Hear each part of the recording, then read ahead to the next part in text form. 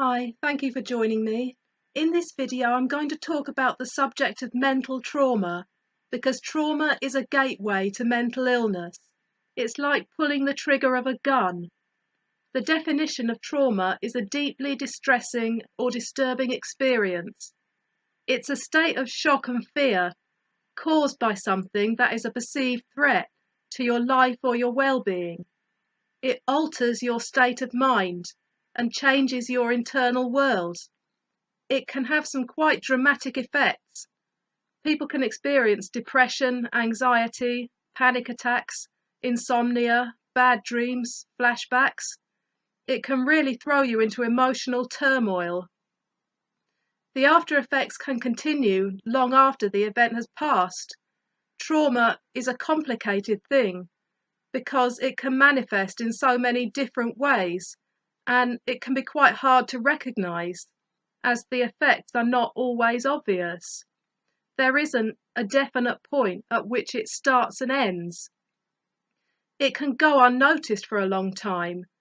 You may not feel very different most of the time, but you can start to feel more anxious, low, confused, and disorientated. You might get upset and angry more easily, or have trouble sleeping. It's viewed as something abnormal, when in actual fact, going through mental trauma is as common as getting the flu. When you get the flu, a virus invades your body and causes a physical reaction. Your immune system generates antibodies to fend off this invader, and the symptoms are a result of your antibody response. A similar thing happens in your brain with trauma, except it's not a foreign body that's attacking it. It's fear and adrenaline.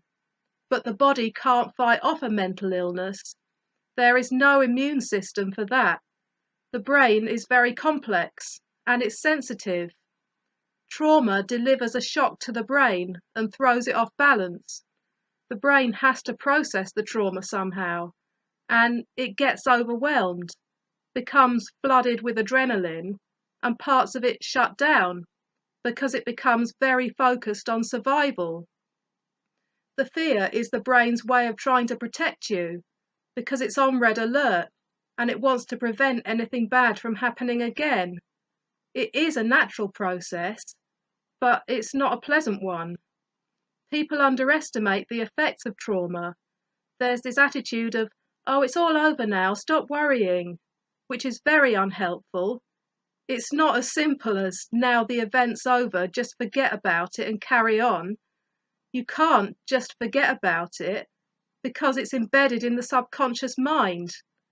What happens is that the memory and the pictures get into your brain and create changes in your thought processes. The mind becomes hypervigilant because it thinks there's danger out there. There is something called the fight, flight, or freeze response, which is a built-in survival mechanism in the brain that was necessary when we were living among other animals who wanted to kill and eat us. When you're faced with danger, you have three choices: to fight, kill or fend off the enemy, flight, run away, or freeze, stay completely still. And it can get stuck in that survival state, which can be difficult to overcome. It's not really about the event so much as what it means subconsciously, that you're not safe. The world starts to feel a lot more scary and threatening, and that's why it can be hard to move past it. I don't think it ever really leaves you completely. It just fades into the background more over time, so it becomes less troublesome. I still get reminders of when I was really ill with acute anxiety and OCD. I still get moments where I remember what it was like and I feel a bit of what I was feeling then. I still get scary thoughts. It's not comfortable, but it's manageable now. You never forget something like that, but you can get to a place where it doesn't have so much effect on you. Sometimes that means getting psychological help, because trauma is deep and complex. People suffer more because they try to ignore it and carry on. It all comes back to the stigma around mental illness, fear of being judged and shamed. That's what stops people from getting treated. Society needs to recognise it for what it is, which is a common but serious condition. The mind needs the same care as the body. Both of them need repairs and maintenance. If you're struggling to deal with trauma, seek help. Remember, talking saves lives. Silence takes lives. I hope this has been helpful. Thank you for watching. See you next time.